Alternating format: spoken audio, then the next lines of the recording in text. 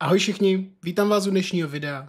Já jsem Gave a dneska se spolu podíváme na další důlní neštěstí z oblasti Ostravsko-Karvinského revíru. A to na doly Paskov, ve kterých došlo během několika let k velkým výbuchům, během kterých zahynulo opravdu spoustu horníků a několik dalších bylo i zraněno. Pokud jste neviděli první video, ve kterém mluvím o katastrofě na dole Dukla, tak se určitě nezapomeňte taky podívat. Pod tímto videem se mi objevil dotaz od jedné z mých sledujících, jestli bych nespracoval právě i důl Staříč, ve kterém kdysi zemřel její bratr. Musím říct, že když jsem to četl, tak mi to bylo opravdu hodně líto a absolutně jsem nečekal, že se tohle video dostane k někomu, koho by se nějak mohlo dotknout nebo jakkoliv ho zasáhnout. Každopádně paní mě požádala, jestli bych to přeci jen nespracoval, že se o tom moc nemluví, a tak jsem si řekl, že to trošku vynesu na světlo a rozebereme si, co přesně se mělo ten den stát. Chtěl bych tedy toto video věnovat jako vzpomínku pro všechny oběti důlního neštěstí a zrovna tak na jejich pozůstalé, kteří byli těmito tragédiemi zasáhnuti. Stále je potřeba si připomínat, co se vlastně tehdy v Československu dělo a jakou cenu měl tehdy lidský život. A už nebudu zdržovat, z úvodu by to bylo nějak všechno a můžeme jít na to.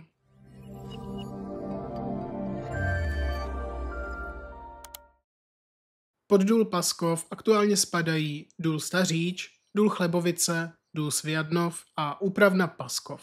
Pod Staříč historicky spadaly hned 3 šachty, vedle hlavní i pobočné ve Sviadnově a Chlebovicích, a celkem se pyšnil rozlohou 40 km čtverečných a od roku 1994 se doly sloučily a spadají právě pod důl Paskov. Všechny jsou mimochodem v současné době spojené překopy na úrovni 3.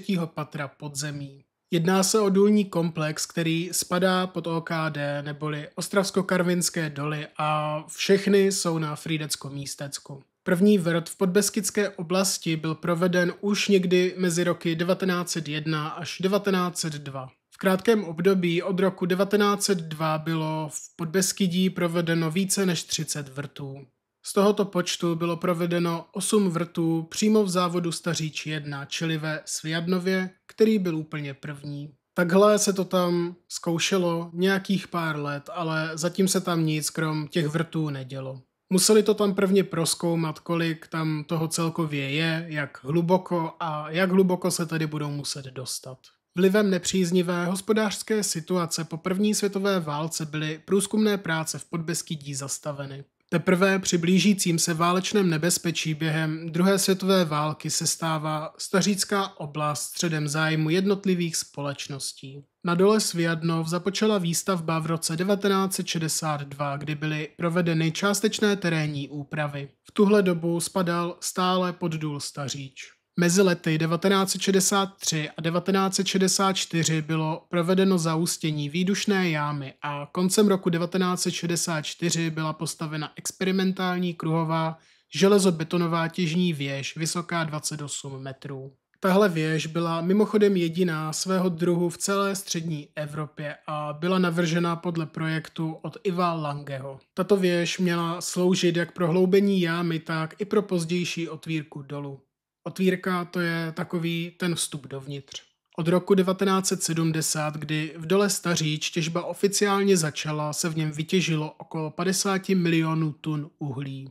V dobách jeho největší slávy pracovalo na Staříči i jeho pobočkách přes 3,5 tisíce lidí. V roce 2023 jich však zůstalo jenom 86, vzhledem k tomu, že doly postupně utlumovaly těžbu.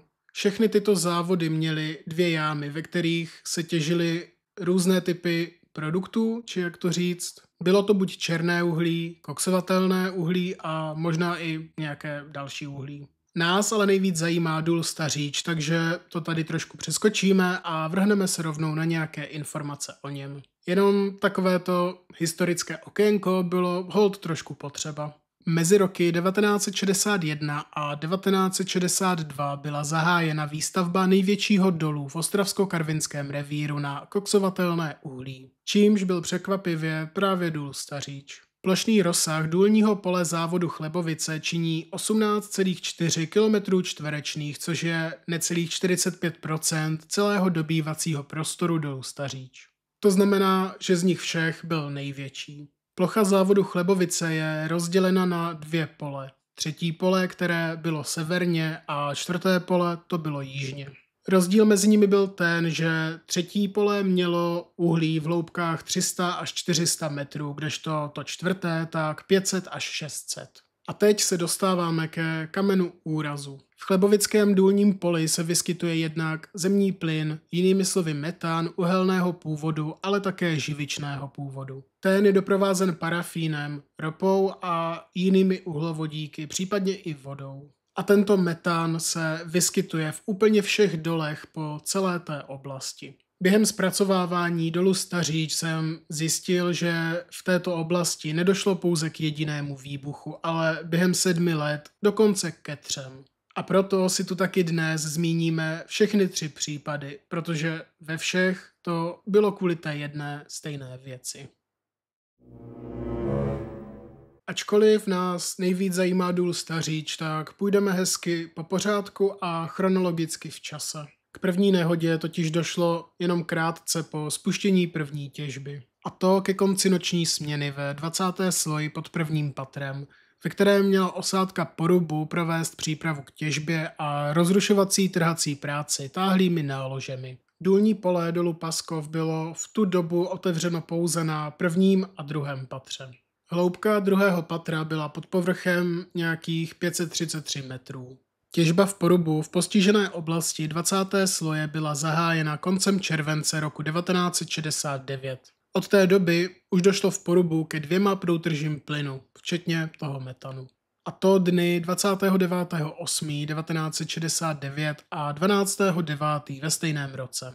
K samotné tragédii, o které se tu budeme bavit, došlo 4. dubna roku 1970 někdy ve 5:45 ráno. Zprávu o nehodě podal revírník z druhého patra, který právě v té době chtěl podávat hlášení dispečerovi o průběhu směny a byl najednou povalen tlakovou vlnou výbuchu.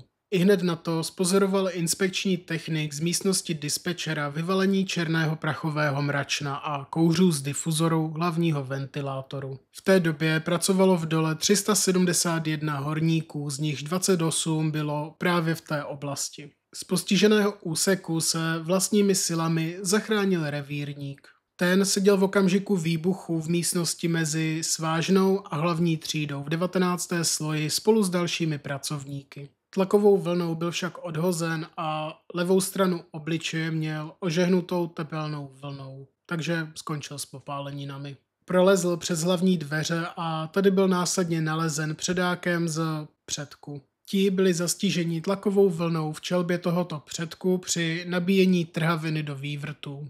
Hornický slovník, no ani já se v něm nějak extra nevyznám, každopádně určitě vám sem budu dávat nějaké fotky a ilustrační obrázky, abyste věděli, co to znamená. Společně se zachráněným pak teda vyfárali na povrch.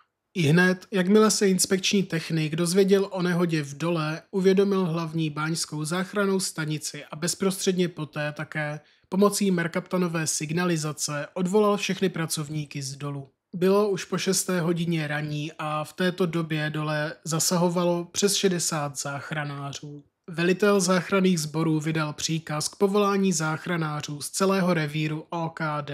6:30 hodin byli již na všech záchranných stanicích v revíru informováni a ti vyslali své záchranářské čety na důl Paskov. O 6:30 měl už velitel záchranných sborů k dispozici přes 130 záchranářů. V průběhu ranní směny pak byli postupně vyprošťováni všichni horníci, kteří v té oblasti zůstali. Všichni byli nahoře až někdy v průběhu odpolední směny. V ranní směně tam zasahovalo přesně 232 záchranářů a během odpolední už jich potom bylo méně. Bylo jich pouze 105 a na noční potom už jenom 36. Práce se totiž omezily už pouze na odstraňování následků nehody. Provedenými průzkumy důlních děl bylo zjištěno, že v postižené oblasti nedošlo k průtrži plynů a uhlí ani v době vzniku nehody, ale ani před ní. Což je právě docela zvláštní, když vezmeme v potaz to, že Jenom rok předtím se to stalo 2krát. Odpálení nabitých vrtů v Porubu nebylo pravděpodobně těsně před vznikem nehody provedeno, jelikož horníci nalezení v Porubu byli v polohách nasyčujících, že právě nabíjeli náložky do vývrtů. Místo vzniku výbuchu nebylo dosud nějak jednoznačně určeno. Záchranářská akce skončila v poměrně krátké době a obešla se bez dalších nehod či úrazů. Po výbuchu nedošlo ani k následnému požáru a hned si povíme proč. Bylo to hlavně proto, že v té oblasti tak nebyly žádné lehce zápalné hmoty. Takže proto se to nikam dál nešířilo, protože všechno, co nějak mohlo vybuchnout, tak bylo právě v té oblasti. Výbuch se také nepřenesl do dalších důlních prostorů a to hlavně díky tomu, že tady byly dodržovány bezpečnostní předpisy. Nějaké ty opatření, že právě tam něco být nesmí, tak to tam opravdu nebylo. Tragickou skutečností je to, že právě v centru ohniska tu noční směnu pracovalo nejvíc lidí. Celkem tu zahynulo při výbuchu metanu 26 horníků. Z těch, co byli zrovna v ohnisku výbuchu, přežil pouze revírník, který byl odhozen tou tlakovou vlnou. V té době to byla 3. nejhorší událost tohoto druhu u nás. Před ní byl důl Hlubina a před ním ještě důl Dukla, který už jsem teda zpracovával. V dole Staříč 2 v lokalitě Staříč došlo dne 22. února roku 1975 k dalšímu výbuchu metanu. Ten připravil o život celkem 11 horníků a dalších 7 bylo zraněno.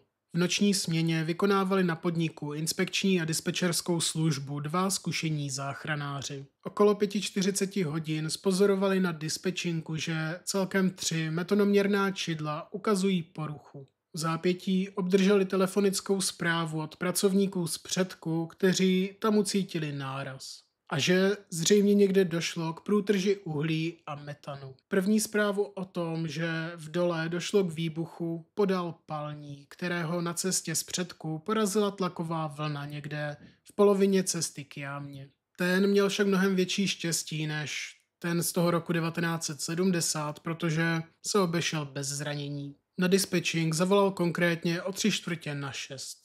Z dispečingu zavolali hned na hlavní báňskou záchrannou stanici a do dolů vyrazili nejdřív 2 čety a dostali se tam v 6:23. Pod jámou se setkali se 4 pracovníky, kteří měli nasazené izolační masky a ti je upozornili na další 2 horníky, kteří zůstali dál. Obě čety záchranářů se tedy rozdělily. Jedna se vydala pomoci spolu se zdravotníky lidem, kteří byli postiženi výbuchem. A druhá se vydala do předku, u kterého předpokládali, že tady můžou být další zranění. Již na hlavním překopu 1. patra tu našli nahromaděné vozy vyražené a převrácené z kolejí. Ovzduší byl kouř a podle měření bylo zjištěno 0,5% oxidu uhličitého a 2% metanu. Po 270 metrech narazili na tělo prvního horníka. Neměl nasazenou masku a vypadalo to, že se pokusil utéct k jámě.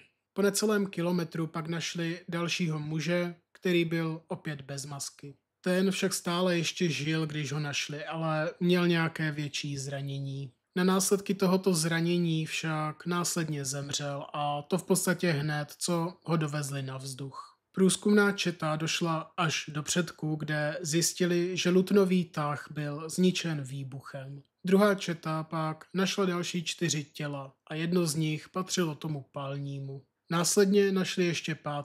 a ověřili, že v předku byla trhací práce ukončena.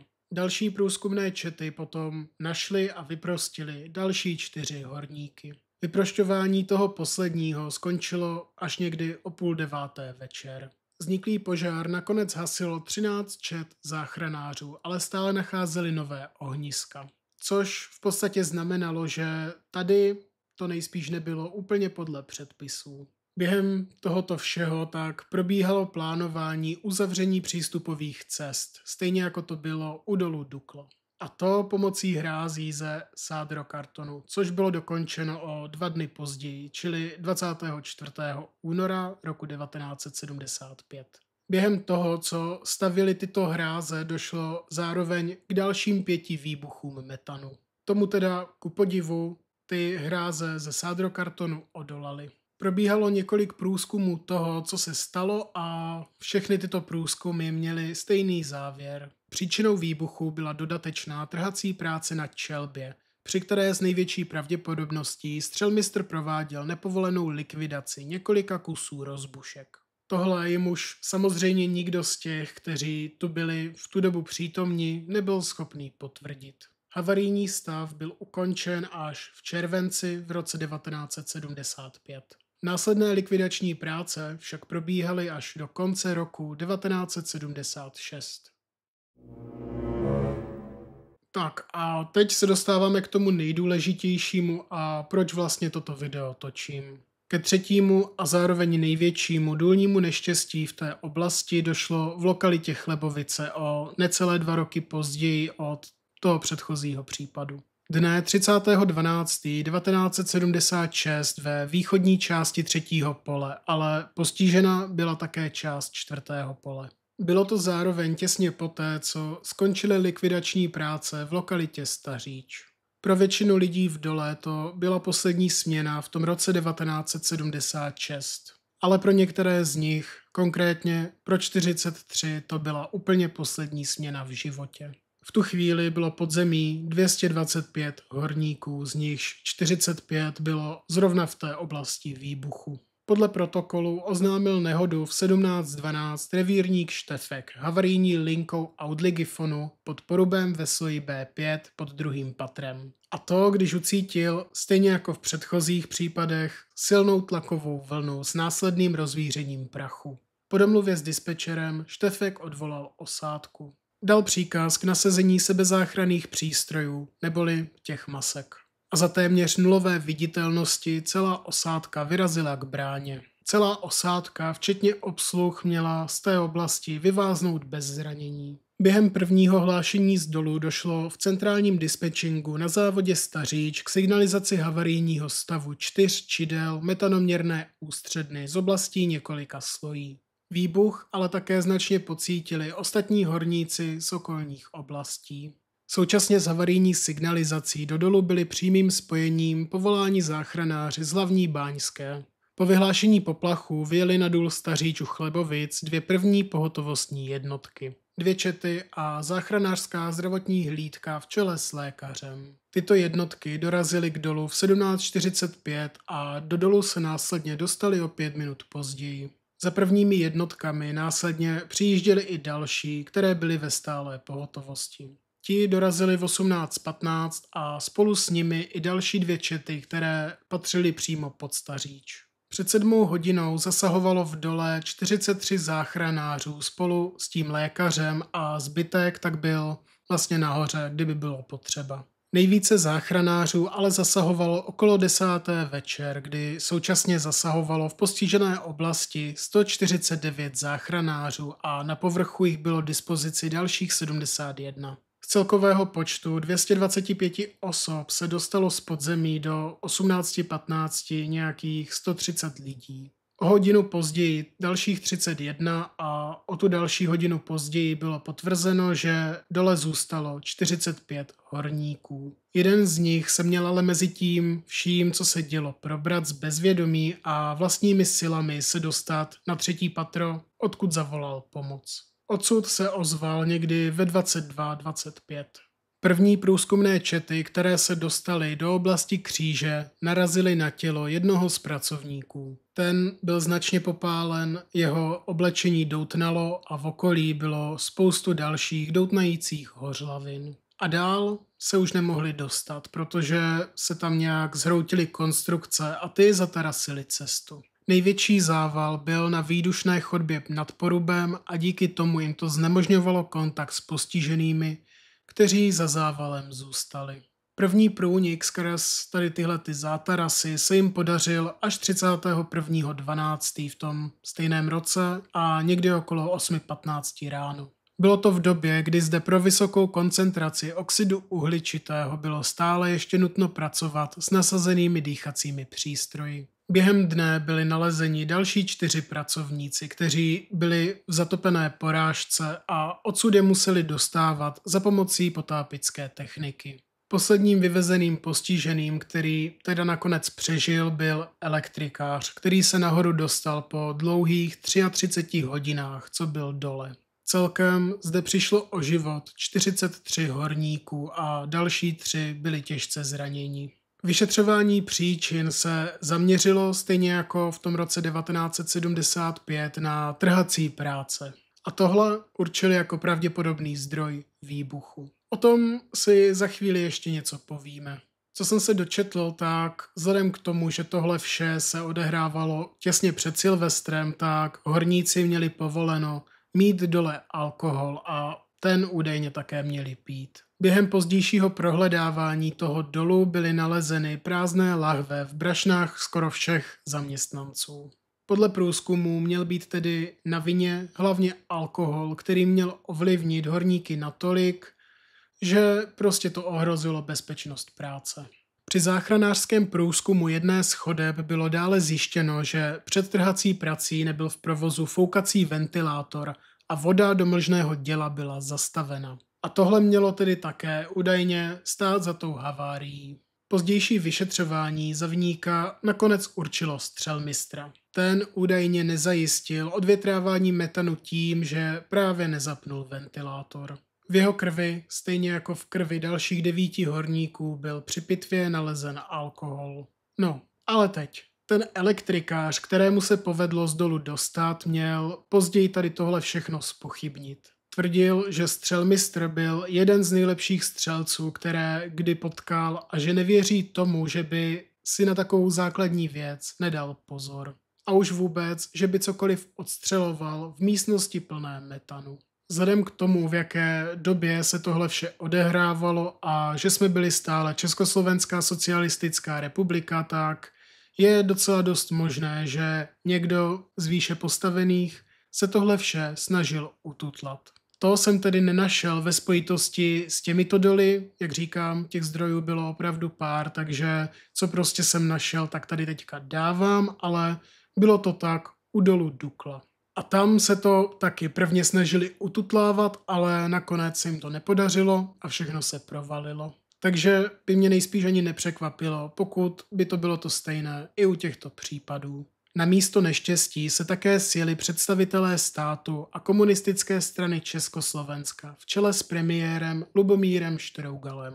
A aby ukázali, že v dole opravdu žádné nebezpečí nehrozí, tak se tam vydali. Připadá mi ale zároveň krajně podezřelé, že ve všech dolech byl přítomen metan, ale jenom v některých z nich to opravdu přiznali.